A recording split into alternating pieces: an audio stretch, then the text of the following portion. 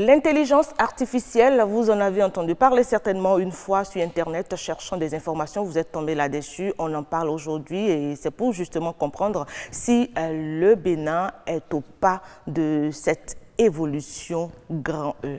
On en parle après ceci. Des machines capables de résoudre les problèmes comme les humains, tel est l'objectif des scientifiques. L'expression intelligence artificielle est apparue en 1956. Au commencement, ce n'était qu'un concept, mais aujourd'hui, en 2019, elle est devenue un mode de vie à part entière. De grandes firmes ont commencé à s'investir dans les recherches scientifiques. Les gouvernements de puissants pays lancent désormais et financent de grands projets dans ce domaine. Au Japon, des fabricants de robots industriels ont vu leur chiffre d'affaires augmenter. Mais peut-on vraiment parler d'intelligence pour une machine ? L'idée de machine capable de penser naît au XXe siècle, dans les romans et les films de science-fiction. Dans certaines histoires, elles finissent par devenir trop intelligentes. Des ingénieurs ont mis au point une multitude de programmes et systèmes capables d'effectuer des calculs et de faciliter les tâches. Dans le domaine de la santé, par exemple, l'intelligence artificielle permettrait d'opérer et de deviner certains gestes chez des patients. Une start-up a développé un drone destiné à la surveillance des vignes. Cette technologie vient aider le vigneron dans son travail agricole. Du whisky, produit par l'intelligence artificielle, sera désormais mis sur le marché grâce à un algorithme. Le robot s'est basé sur des recettes existantes, sur les nombres de ventes et les goûts des clients. Des scientifiques demandent donc que cette technologie soit strictement contrôlée pour éviter que les prédictions de la science-fiction se réalisent un jour. L'intelligence artificielle annonce donc la prochaine vague d'innovation.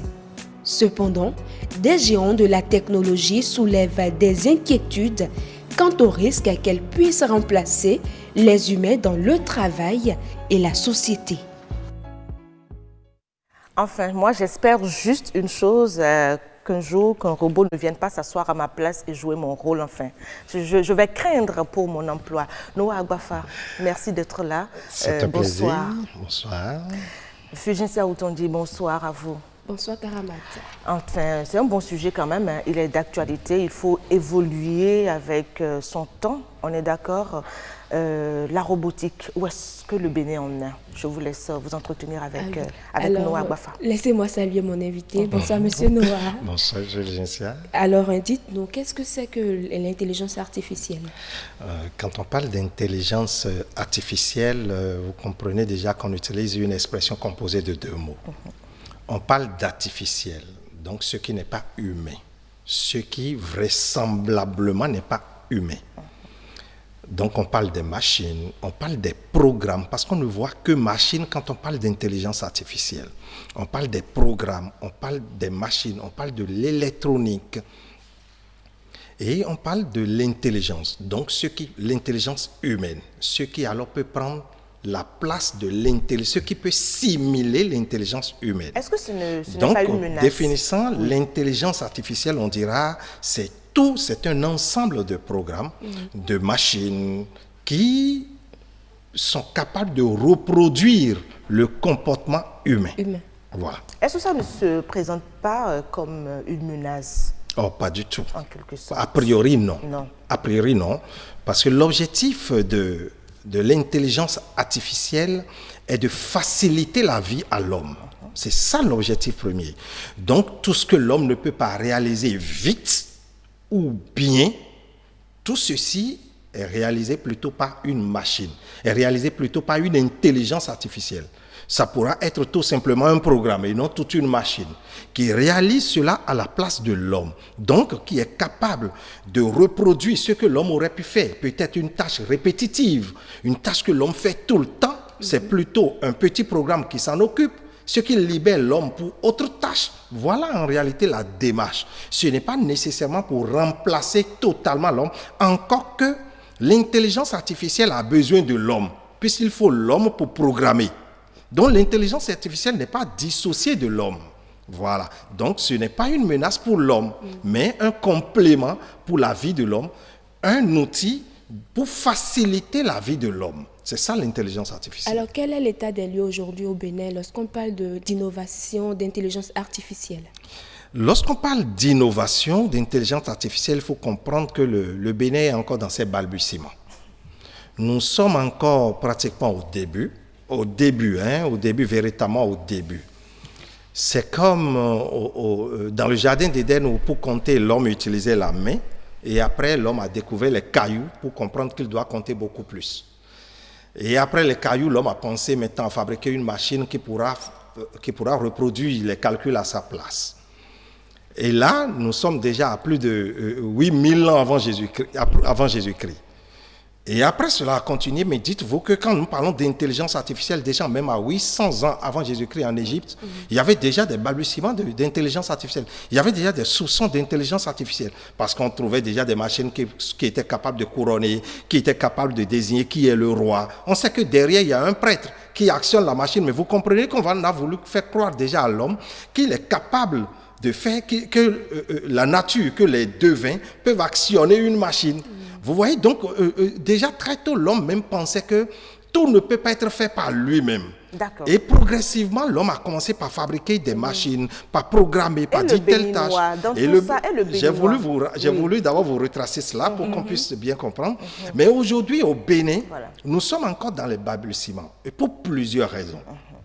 Au Bénin, aujourd'hui, il y a beaucoup de jeunes qui ont fait l'électronique, qui ont fait la programmation. Il y a des start-upers qui se créent oui, un peu partout. c'est exclusivement le mot que nous avons à la langue aujourd'hui. Start-up. Mais vous comprenez que ces start-up-là, malgré les idées géniales qu'elles ont, elles n'arrivent pas à concrétiser ces idées. Parce qu'il y a souvent un manque de moyens. Il y a souvent un manque d'incubation. Il n'y a pas de structure d'incubation pour les récupérer, les orienter. Lui ne connaît que programme. Mais lorsqu'il va réaliser le programme, lorsqu'il va réaliser la machine, lorsqu'il va mettre un fil pour un autre fil pour pouvoir réaliser la machine, qui est là pour s'occuper de cela? Donc on n'en a pas. Ce qui fait qu'il y a beaucoup de jeunes qui découvrent des choses, mais qui sont encore plus à l'étape de prototype.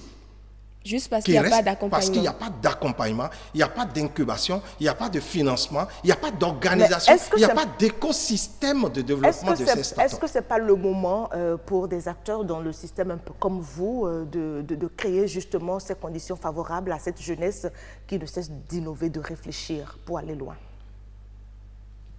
Ceux qui sont à même de s'occuper de cela, ce n'est pas moi un docteur. Moi, je suis... Mais il faut que ça commence déjà quelque part. Oui, moi, je suis dans l'académie. Et si déjà, moi, je vais à l'université et que je forme l'étudiant, ça veut dire que j'ai joué déjà ma partition. L'État. Nous avons un ministère d'économie numérique. Vous vous rendez compte? L'expression, elle est bien trouvée. Hein? Économie numérique. Ce ministère doit pouvoir, avec des ONG, avec des structures. Aujourd'hui, au Bénin, quand vous voyez une société qui a besoin d'une machine, on a tout fait de prendre le vol et d'aller en Europe chercher la machine. Dans ces conditions, comment les jeunes... Mais nous suivons l'actualité quand même, il faut reconnaître que le ministère accompagne vraiment ces jeunes start-upers. Maintenant, je me dis, est-ce que justement, il crée de l'intelligence artificielle? C'est là la question. Oui. Je vous donne un exemple. Vous voyez, quand vous allez dans le 9e arrondissement, dans la zone de Zobo, tous les feux que vous voyez, les feux qui décomptent, c'est un Béninois. C'est une start-up On a eu un reportage là-dessus. Vous voyez, c'est des Béninois qui l'ont créé. Mais il a fallu que le ministère, il a fallu d'abord que la mairie prenne le projet et fasse du lobbying autour. Vous comprenez que ce n'est pas moi, mon rôle à moi qui suis dans l'académique. Donc, il doit y avoir les universités sont là pour former les jeunes. Lorsque les universités forment les jeunes, il revient à ce que les structures d'incubation, les structures de promotion d'innovation prennent le relais, récupèrent ces jeunes, les organisent, travaillent avec eux, afin que nous puissions avoir, pour que les jeunes ne soient pas seulement, pour que les jeunes puissent trouver un prototype.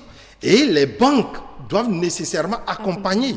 Lorsque les banques n'accompagnent pas, les projets sont morts. Monsieur Noah, on peut donc conclure pour dire là maintenant que le Bénin se met au pas. Quand on Le prend Bénin se l'intelligence met au pas. artificielle. Le Bénin ne se met pas encore au pas. Le Bénin fait des pas, fait encore les premiers pas.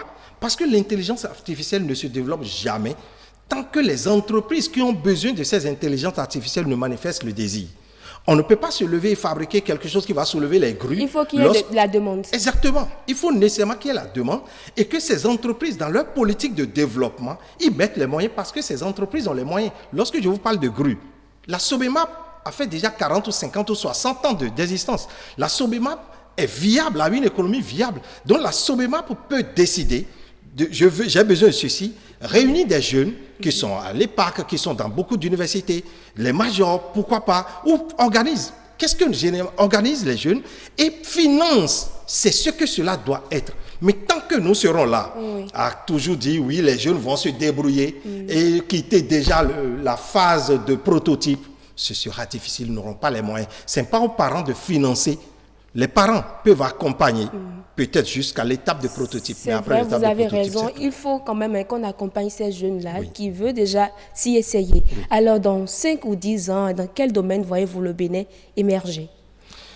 Le Bénin émerger, je dirais tout de suite, c'est dans tous les domaines. Parce que tous les domaines de notre vie sociale, notre vie économique aujourd'hui, tous les domaines ont besoin d'une intelligence artificielle.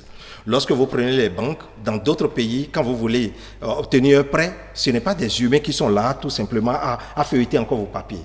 Il y a tout simplement, vous remplissez des formulaires. Dès qu'on met les formulaires, le robot, excusez le thème, le robot peut déterminer si vous êtes, on peut vous faire confiance ou pas. Donc, vous voyez, donc il y a énormément de domaines. Ce n'est pas seulement tous les domaines aujourd'hui au Bénin ont besoin d'intelligence économique. Merci beaucoup. Merci beaucoup. Donc, on ne doit pas s'inquiéter. Noah l'a dit. Les métiers, il y en aura toujours. Je sais que c'est difficile de vous arrêter quand vous commencez un développement. C'est tellement intéressant qu'on peine même à vous proposer d'autres questions. Mais permettez qu'on s'arrête là pour aujourd'hui.